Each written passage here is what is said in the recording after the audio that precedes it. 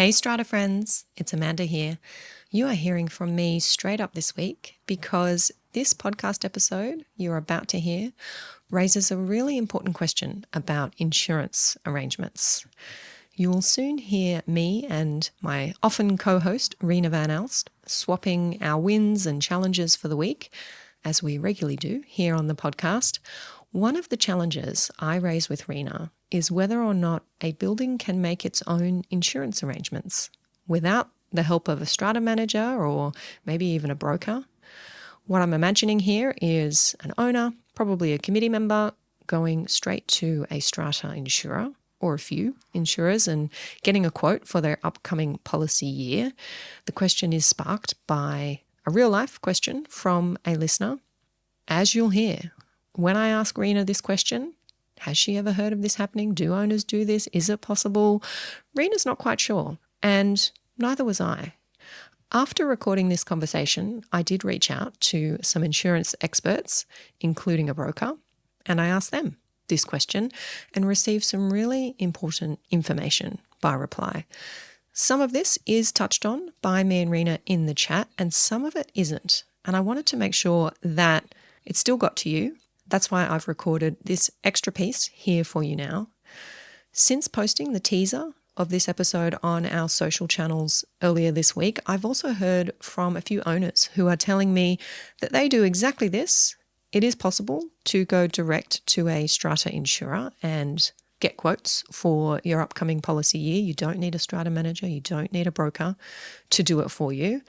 That's indeed what I've also heard from the people I've been speaking to this week. It is possible. But, and this is a big but, there are a few things you may want to think carefully about if you are an owner or you're a committee member going down this path. Firstly, what I've heard is you may find it hard to get a response, a prompt response or any response from a strata insurer if you are an individual inquiring about a quote, trying to get quotes on behalf of your building. I've heard that sometimes brokers are waiting weeks to get quotes from insurers. It can depend on the insurer.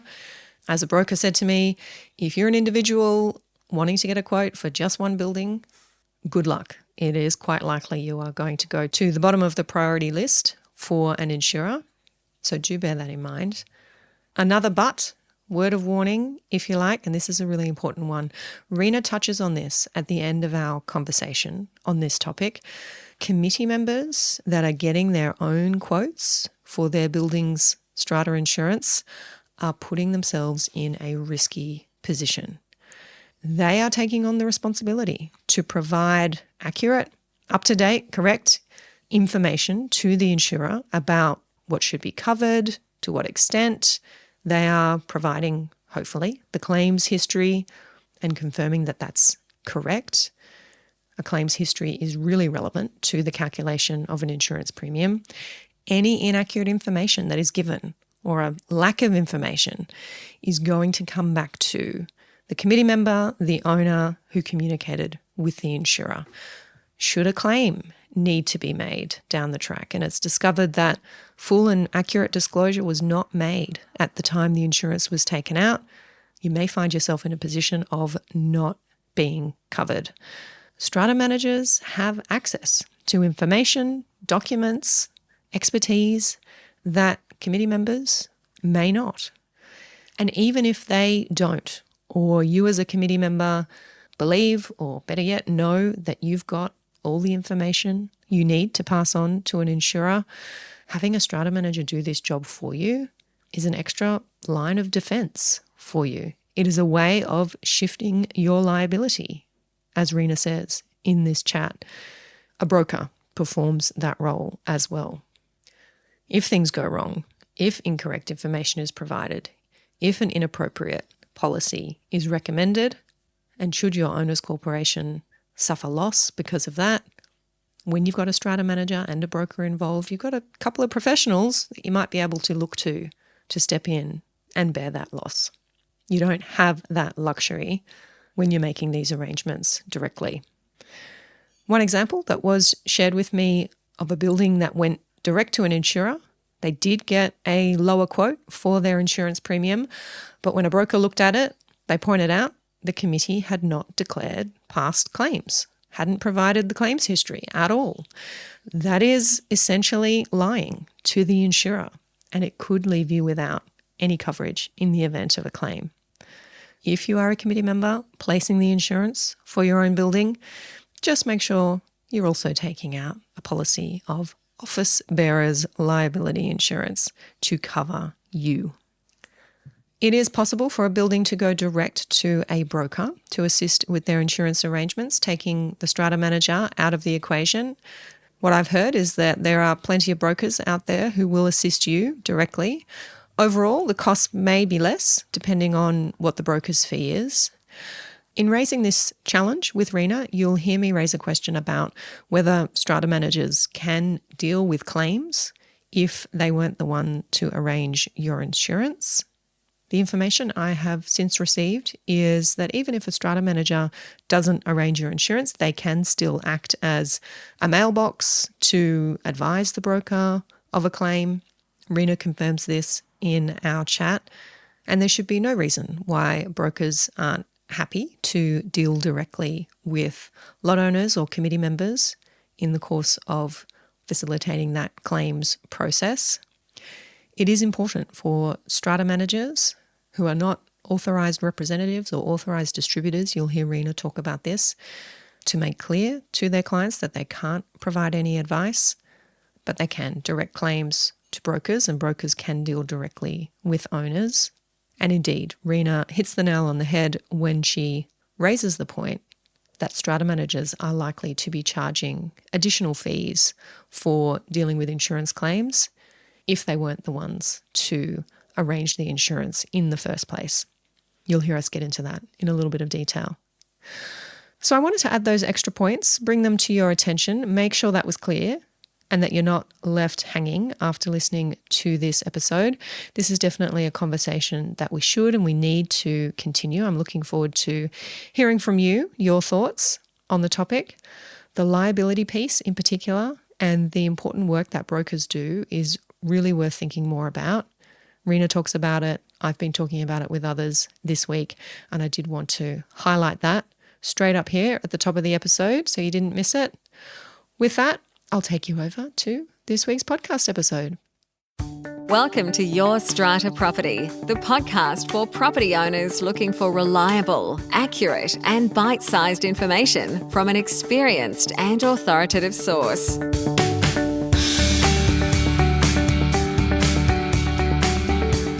Hello and welcome. I'm Amanda Farmer, and I have with me today Reena Van Aalst from Strata Central. Hi, Reena.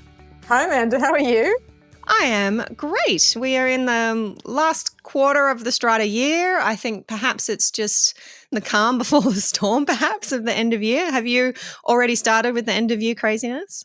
Oh, yes. This has been more mad than usual, unfortunately. But yeah, with AGMs and meetings and the usual things that happen in buildings on top of everything else. So yeah, it is quite busy. Yes, well, all our strata managers out there and strata professionals, look after yourselves at this time of the year. It's the time when we can definitely feel a little bit burnt out. We're here with you. We understand. And perhaps we can solve some challenges. Jump in with your challenge for this week, Reena. Yeah, so my first challenge, Amanda, I think is is an insurance one. So an owner has installed their own floorboards, and what's happened is that their own air conditioning unit was leaking, and it basically caused damage to the floorboards. And the owner has asked us to submit an insurance claim. However, the excess is $5,000 and the repair is $5,000. Uh-huh. So my question to you, Amanda, is we've said, well, hang on, even though the floorboards are covered by the policy and therefore he can't insure them separately under his own contents. So if that's included, then that's not possible for him to do, which we understand. However, the excess and the actual cost is the same. So we're not going to submit an insurance claim. However, he's still saying, well, that doesn't matter. I still have to be reimbursed the $5,000. And we're saying no, because the air conditioning unit is your own property. It's not common property. So the leak wasn't as a result of a common property issue. Mm-hmm. And the floorboards that are installed are also your own property. They're not original. There's no floorboards in the building. Everyone that has floorboards has installed them. So our advice, Amanda, has been to say that he has to pay the $5,000 himself. And I just wanted to get your thoughts on that. Tell me about the flooring. Is there any record of that flooring being approved in the past? I don't think so. I mean, it may have been approved, but I mean, the problem is with a lot of these buildings that we received, the record keeping is a bit underwhelming and you can't find the approval. I mean, I've got another one at the moment where it's a bit more complicated, which we can probably talk about, where there was a water leak from the unit above, and that was a common property leak, and the insurer has gotten involved because, again, floorboards are included, and the owner has had to be relocated. When they took off the floor, they found that the concrete slab is not level. And now that's a whole kettle of fish in terms of that issue, because now the owners corporation has been asked to pay money to actually get that rectified. That's a bit different because that's understandable. It's in that building, flooring is prohibited. The bylaw actually prohibits flooring. Yeah. So in this other building, it's a bit more black and white. And then she said, but the Strata manager at the time gave me approval. And I said, well, we've now asked for that approval, but that's a separate issue. Okay. So let me tell you where I'm coming from with wondering if there's a flooring approval. Sometimes if there's an approval for a renovation, whether it's hard flooring or anything else, there are conditions on that approval. And one of the conditions is that the owner must indemnify the owners corporation for any out-of-pockets that the owners corporation may suffer, any losses, any damages because of the existence of that flooring. So if there was no flooring in place, then it may not be costing so much to repair this issue. Correct. There may be a clause in the approval that says you can't claim on our insurance. There may be a clause that says you can claim on our insurance. There's all different ways that these things can be approved. So that's always a great place to start. Is there an approval for the flooring? And if there is, what are the terms of that approval? Let's make sure we're all acting in accordance with those terms. But let's say there is no record of this approval. The lot owner has, however, put their hand up and said, yes, well, we acknowledge that it's not original flooring. However, we think it's covered by the insurance policy. We want you to go ahead and make that claim. Do it, owners corporation.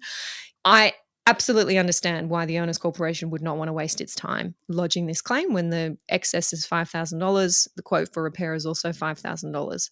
The option then available to the owner is that they could go to the tribunal and seek an order forcing the owners corporation to make this claim. That's an application under Section 174 in our New South Wales legislation. But when I pull that up and have a look at that wording, Reena, it says that the tribunal doesn't have to, but may order an owners corporation to make or pursue an insurance claim, but only if the tribunal considers that the owners corporation has unreasonably refused to make or pursue that insurance claim. And I would think that your situation is a very good example of a reasonable position taken by an owners corporation. Why would we lodge this claim when the excess that we're going to pay is how much it costs to repair the flooring?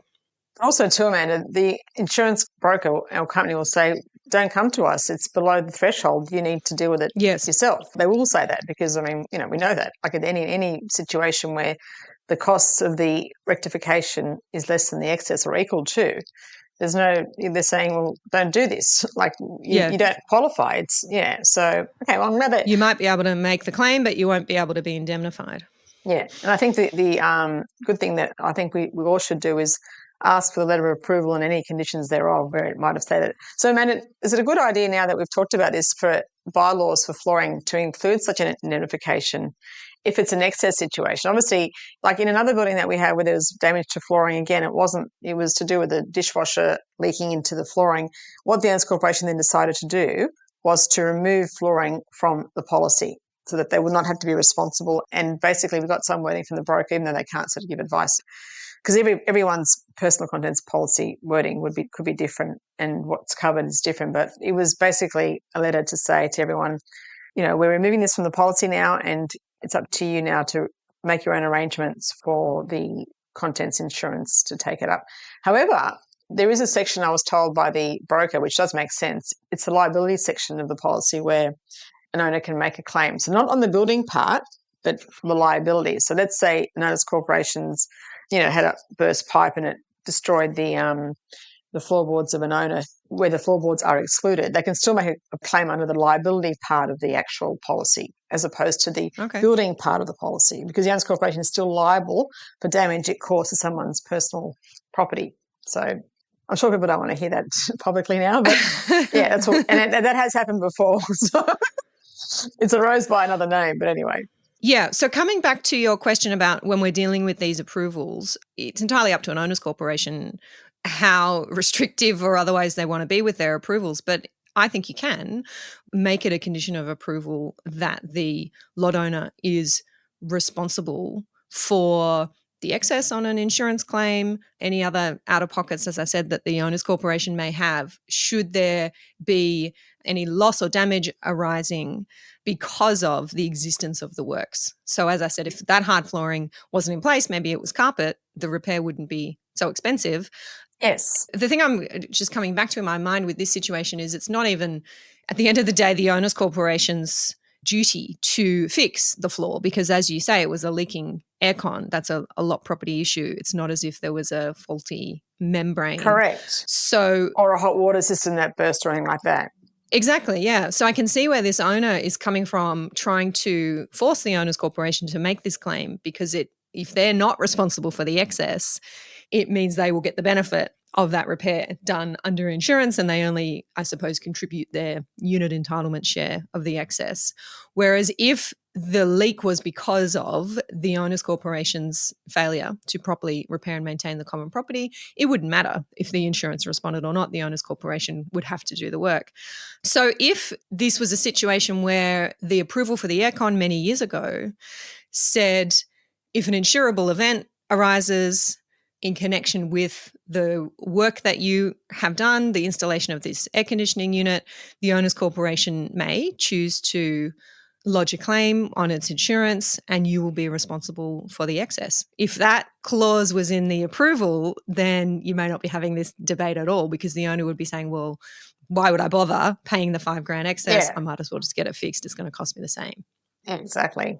No, that's a very good point, Amanda. And I think this is an important area, I think, for managers in terms of when there are applications that are approved. Sometimes there's just an approval at a strata committee meeting where it's just, resolved to approve that, but there's no actual letter sent. And we always send a letter, but I've never included those conditions, which I think now I'll speak to the strata committee in terms of, or bylaws that we could probably amend in terms of any, like the minor renovations bylaw, where we can amend that to include other clauses such as the owner being responsible for the excess. Yeah, that's a great idea. Thank you. Because I think owners are becoming more aware that, hey, there's this insurance policy here. It may cover some lot property damage. It may cover accidents and things that we might not otherwise think are insurable. I'm going to give it a go. And yes. I think as managers, I'm certainly hearing more of these questions. I'm hearing it from members in our forum are posting these questions. How do I force my building to lodge the insurance claim? They don't want to do it. You are going to be coming up against this more and more often. So thinking about being proactive in your approvals is a good response to that, I think. Yeah. And also too, Amanda, whenever you have to renew your policy for a strata scheme or any building, you've got to look at the claims history is the first thing that any insurer looks at. What's your history of claims? And so all these claims for all these types of issues also add to eventually the premium going up. Yep. So that's another consideration to take into account. Yeah, for sure. Well, my challenge for this week also relates to insurance. I've popped this on our list, Reena, because it's about the second time in 2 weeks I've been asked this question. And look, I'm not surprised that this is coming up. Owners are now wondering if they can make their own insurance arrangements. Do we need to go through the strata manager? Do we need to go through a broker? Can I just ring a strata insurer directly and possibly get a better deal on my insurance?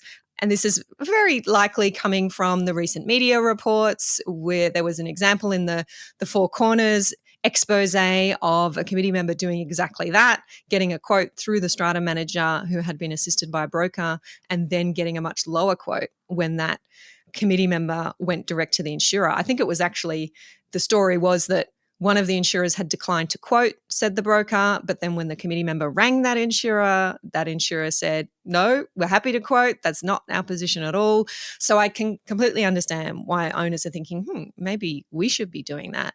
Question came through in my inbox from an owner who said, Amanda, we want to do that in our building, but the strata manager has told us that while we are more than welcome to go and get quotes, at least 3 if we can, if we did that and if we arranged our own insurance, the strata manager would not be able to represent us, were the words, or assist us when it comes to any claim. Is that correct? Not for claim. No, claims, you don't have to be an authorised representative or a distributor to do claims. That's the only thing you can do. It's the renewal process that you can't do. So we've taken over buildings where they had a broker that were not an authorised representative or a distributor. Okay, so start there because this came up in the question as well. I know you've mentioned this before, Reena, and those who are up to speed on this, apologise for perhaps going over old ground. But what do you mean when you say we have to be an authorised representative or authorised distributor? Yeah, because insurance is a financial product, which people sometimes I think forget that it is, it's governed under the Financial Services Act and regulations. And under that criteria, for someone to be able to deal and arrange insurance, they have to be authorised by someone that has a financial services licence to be able to do that. So under our agency agreements and our training that we have to do when we become an authorised representative of a broker or a distributor, there are things that we have to basically have training, not to give it financial advice, because again, you have to be licensed to do that. And people don't understand that insurance is a financial product. So in order for us to deal and arrange insurance, unless we have these arrangements with the broker or the insurance company direct, now some people have direct arrangements, they don't use brokers, they go directly to insurers. And as a company, we don't do that. We always use a broker because we believe that a broker has the expertise to basically make comparisons between the different wording of the policy. Again, we can't give advice. We're not lawyers. We can't give advice when someone says, well, can you explain the differences in the policies between, apart from the price that everyone only ever looks at, just price, I can't give any advice. So, but all I can say is like, the cover for, say, excess is 10,000. I can give factual advice, which is just, reading from the thing. And so when we have a building which has their own broker, which normally has come across from another strata manager, and I say to them, well, I'm sorry, but I can't deal and arrange your insurance. If you want to stay with that broker, you are most welcome.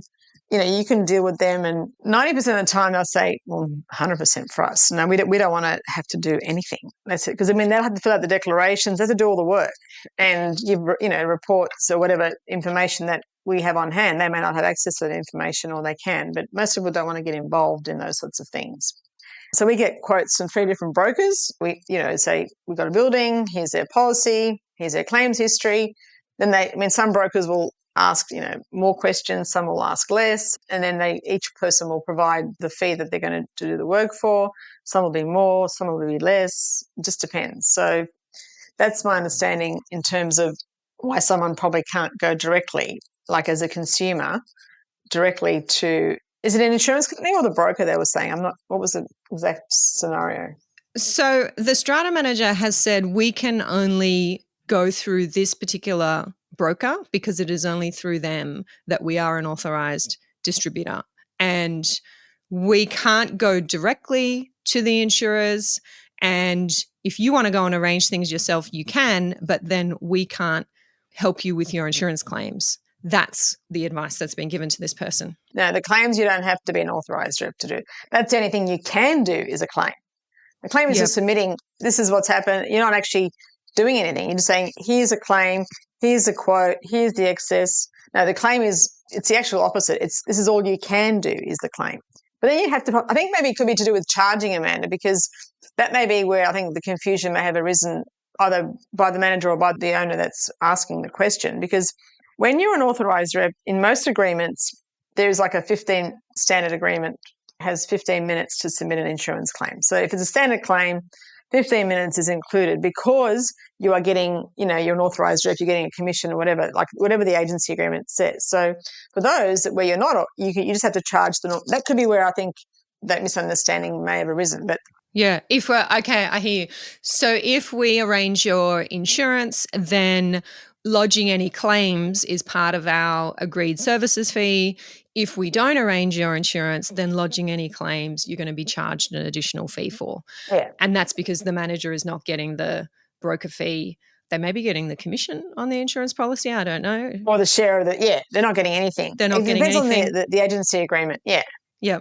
So the owners can go and arrange their own insurance and they can do that directly and they don't need to be in any way authorised to do that? Yeah, I don't know, man. I've never really gone into that. Like, I've never had anyone say they're going to approach an insurer directly, because all our buildings have always had a broker when they've come across, and the broker's done that. And if they said, if you want to stay with the same broker, you can. So I don't know about going directly to an insurance company. I'm not really sure about that. I've never really had anyone ask me that question.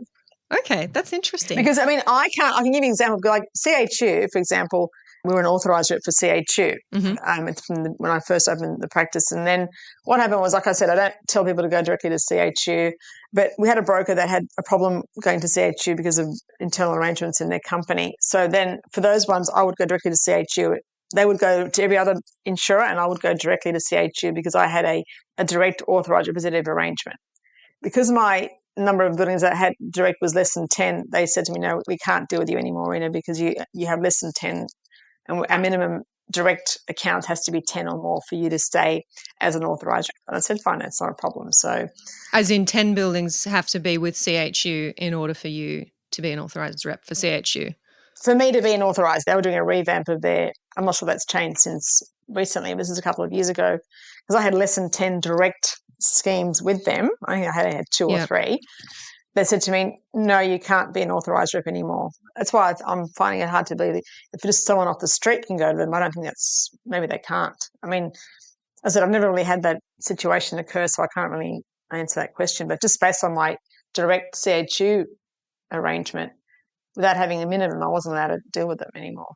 Yeah. I mean, it seems crazy to me that a committee couldn't go and arrange its own insurance. Like any consumer could go and arrange their own insurance.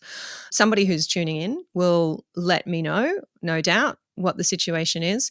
But I think coming back to this particular scenario, the additional information that was in my inbox was that this strata manager was only a rep for this particular broker and was not otherwise, as you're saying, Reena, not otherwise authorised to deal directly with any other insurer. And perhaps it is the case that where the building was going to go it alone, perhaps through a different broker, if not going direct, the strata manager was saying, well, not so much we can't lodge your insurance claims, but we can't do that within our agreed services fee. It will be an additional service. Yeah. It may have been misunderstood. I mean, what I'm saying, Amanda, is that perhaps it may have been misunderstood what the message was. It wasn't that they couldn't do the claims. It was that they had to perhaps charge for it. I don't know. I'm just surmising. But one thing I do know 100% is that you can do claims. That's not dealing and arranging an insurance. That's just submitting a claim. Yep, got it. That makes sense. All right. I know I'll hear from you, insurance wonks, I'm going to call you out there, who pop into my inbox whenever Reena and I are talking about insurance, and in, at least from my part, rather uneducated perspective. Feel free to provide your additional guidance and we'll come back and add it to a future chat. Can owners approach insurers directly and make their own insurance arrangements? And by owners, I really mean strata committees. And is it the practice of strata managers that if they are not making those insurance arrangements, then when they're lodging claims and doing that insurance work, they are charging additional fees for that? Well, again, it's about how your contract is structured, Amanda. I mean, it's an agency agreement. It's like any contract that people have.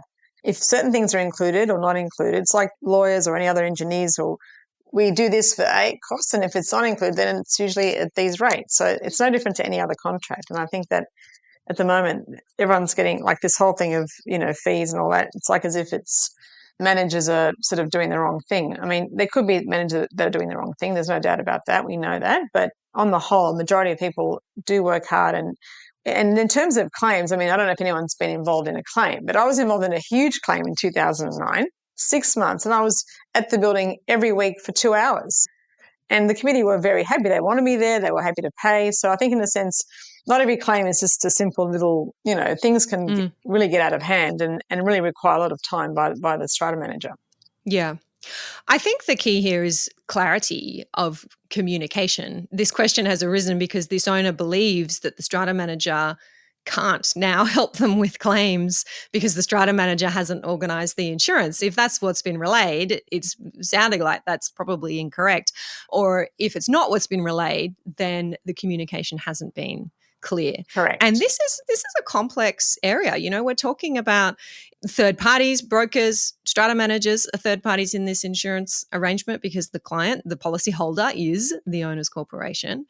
There are fees and commissions involved. There are authorized distributor or representative relationships. There's this question mark over whether owners can arrange their insurance directly or not. It's not straightforward. And I do think that there is a role to play there for strata managers to make sure that they are being super clear with owners when owners are asking these questions about insurance. I think it's complicated. And I'm a lawyer who's supposed to be able to read and understand this stuff. It is complicated, man. This is the thing.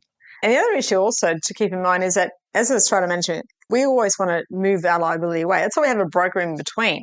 So the broker is pretty much the one giving the advice, recommending the policies. Whereas when people decide to do their own insurance, I mean, if this person has expertise, this committee, that's great. If you have someone that's an expert, but people think they can, you just go and get 3 quotes and you just choose the cheapest. I mean, it's a bit more complicated than that. When something goes wrong, it's all fine, when there's no claims and everything's just paying a premium once a year, and then there's a claim, and then you'll see the value of the advice and why, and the policy wording is where everything kicks in. It's always the devil is in the detail. And I don't believe that the average person has a skill set or education to understand the differences between various policies. Excellent. Let's move in to your win for this week, Reena.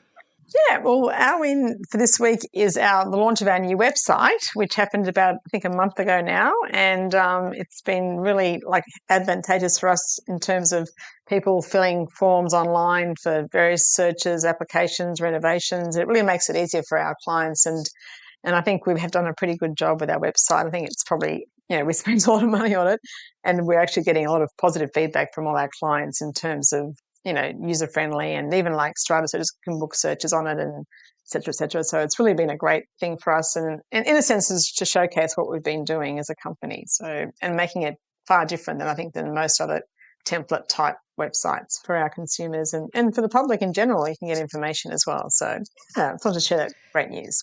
Congratulations to you and the team. I certainly had a look when you announced the launch of your new website a little while ago, and I think it looks fantastic. I love seeing the team there together, some familiar faces. Great photography, stepping away from that sort of corporate blah, blah, corporate boring that sometimes we see. Your photographer's done a great job. Yeah, thank you. And excellent that you have your clients and buildings who are logging in there and using the forms and the features that are available. And I think you might even have some podcasts on there as well, Reena. Exactly. And if anyone wants a recommendation for it was Mela Creative that did our website. So Mela Creative, MELA Creative. Yes. Excellent. We'll have a link to their website and indeed a link to your new website, Reena, for anyone who would like to go over and have a little peek. Thank you. What was the hardest part of putting together that new website? For any business owners who are thinking about jumping in, what was the hardest part? I think it was all the text amount. We actually had a copywriter help us. That again was recommended by our website creators, so that they're the ones that told us, let's just get a copywriter to help you. And a copywriter, actually, someone that doesn't know anything about what you do, it's really good because they ask you questions, like, oh my God, how do I answer that? It was really good having someone that knows nothing about Strata, and then pretty much trying to help us put together descriptions and wording that really makes you look like, well, what are you trying to impart? What's your point of difference? And I thought, wow, it was really, that was quite time consuming, that part of it. And obviously we've got recommendations of the setup and layout and photos, etc. So but that took a long time. We had several meetings, several drafts. Yeah, it was quite time consuming, which is why it took so long. And we do get stuck in our own worlds and in our own heads when we are in a complex space like this, as we've already said today, the terminology that we use, the way that we talk.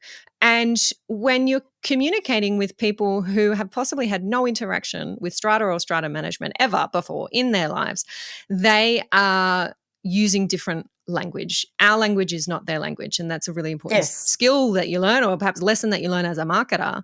You want to be using your client's language, your customer's language in your marketing, not your own language, especially when you are Correct. someone highly specialized like a lawyer or a strata manager. And indeed, when your customers or potential future customers are searching the internet for you, they're going to be using different words to what you would use. So I love that idea of bringing in somebody who's not in our world to be Yes. able to test some of that and challenge the words that you might be using and force you to step into the shoes of your client.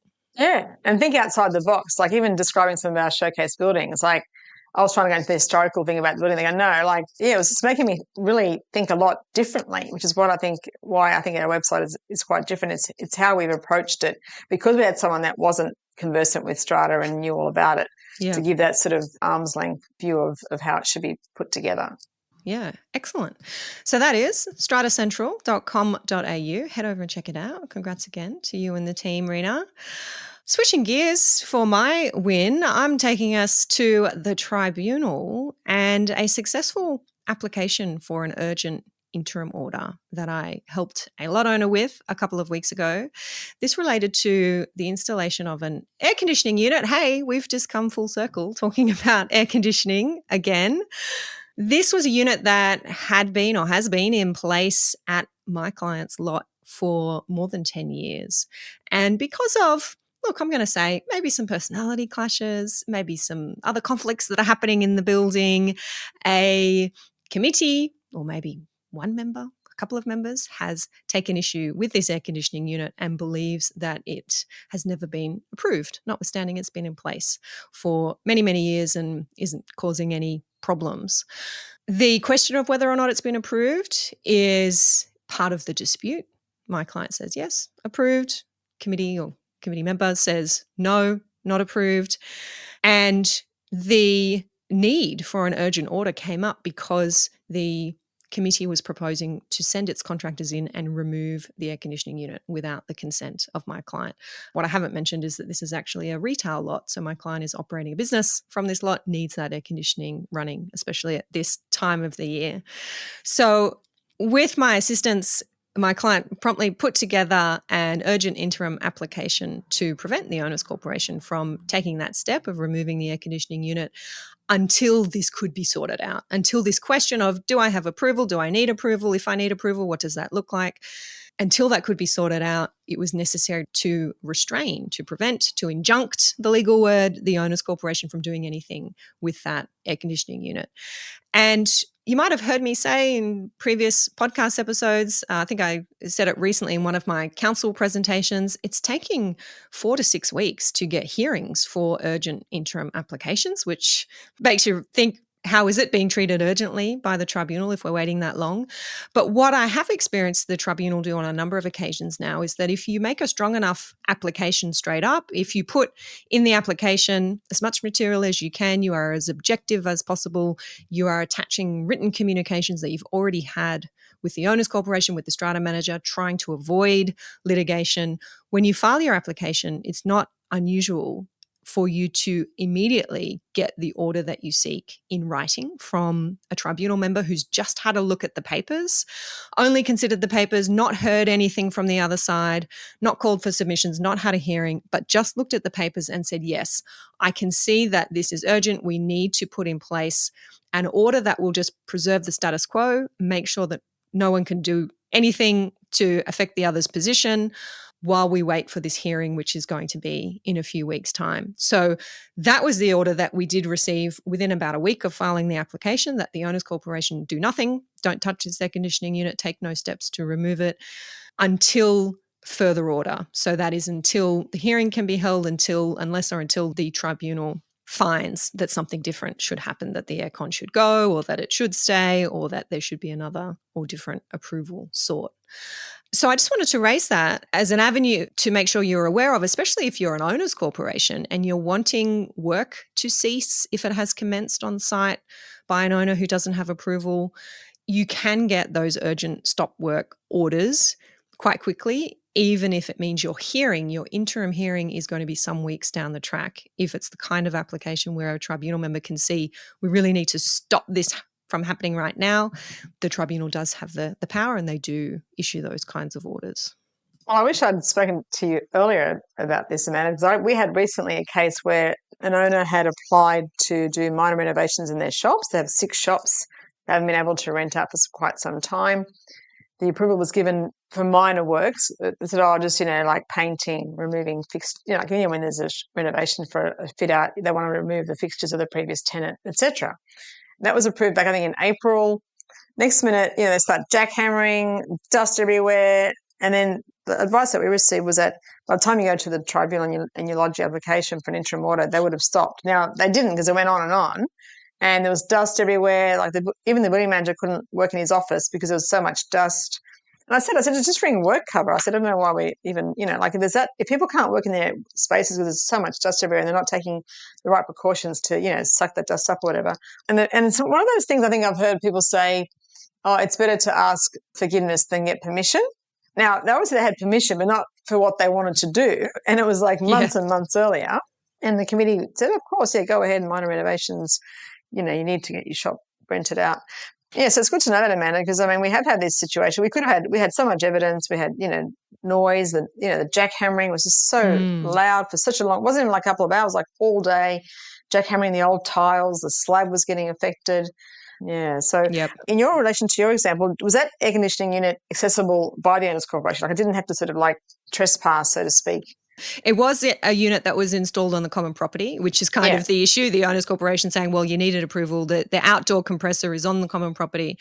So it was easy, yes, for the owners' corporation and its contractors to access that area. And my client was coming into the shop every morning terrified that there was going to be no air conditioning unit there or working for the day. So that was certainly a load off his mind when that order was received, and the owners' corporation, of course, is complying with that order. The question before the tribunal in those kinds of situations is always, what's the prejudice to a party if I make this order? So if I make an order saying, don't touch an air conditioning unit, for example, what's the worst that could happen? And in this situation, we were able to show the unit's not causing any damage. There's no safety issue. There is no risk should it remain in place. This is simply a question of, has it been approved in the past?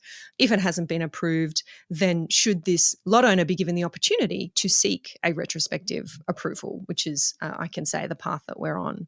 Your example, Reena, with the loud, noisy, dusty work that's going on, the tribunal would be thinking about, okay, well, if we stop this work immediately on the basis that, hey, I've got an owners' corporation here showing me there's no approval, there's no bylaw, here's the evidence that it's major work, there's photos, there's video, there's audio of the jackhammering, what's the worst that could happen here?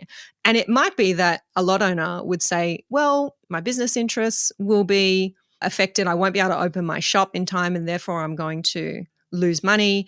The owners' corporation, in its material when it's filing its application for these urgent orders, should be very clear in saying that, hey, look, if it turns out that we're wrong and you did have approval for this work and we should have let you continue on, we will meet your losses. We will give what is called in the law an undertaking as to damages. We will undertake to meet your losses that may arise if we've got this wrong. And if this stop work order never should have been made, we will be responsible for your losses. And that is sometimes something the tribunal, certainly in courts, when they're making orders in the nature of an injunction, a court will want an undertaking as to damages. Tribunal doesn't necessarily require it, but I think you're on the front foot if you're willing to say in your material, hey, we will bear this if we're wrong. And I think a situation like yours, that's an easy promise to make. This owners' corporation knows that it did not approve this work. This owners' corporation knows that the work is illegal and they have the high ground, if you like, or the prospects are on their side. Well, shops have been empty for 6 years, Amanda, so, to use the argument that I'm going to lose money, but what sort of astounded me was more the building manager's attitude was that, oh, but the builder will lose money if the work is stopped. It's like, that's not your call to make. He was more worried about the builder than worried about the owners' corporation. He said, to the committee, I'm the meat and the sandwich. It's like, no, you're not. You represent the owners' corporation, not individual owners. So that was a separate addendum to that particular problem that wasn't helpful. In addition to all the other issues that people had their cars all dust and they wanted the owners' corporation to pay for cleaning them. Oh, it was just a bit of a nightmare. Yeah. Sounds like it. Well, I'm glad that I've raised that one, and maybe should this come up again in one of your buildings, Reena, you might be able to take a different step forward, and anybody else who's in that situation, whether lot owner or owners corporation, good to know how our tribunal is operating on its good days, let me say. Yeah. Lots covered in today's chat. Thank you very much, Reena Van Aalst, for taking the time to join us. It was great. Thank you, Amanda. Catch up with you soon. Bye for now. Bye. Thank you for listening to Your Strata Property, the podcast which consistently delivers to property owners reliable and accurate information about their strata property. You can access all the information below this episode via the show notes at yourstrataproperty.com.au.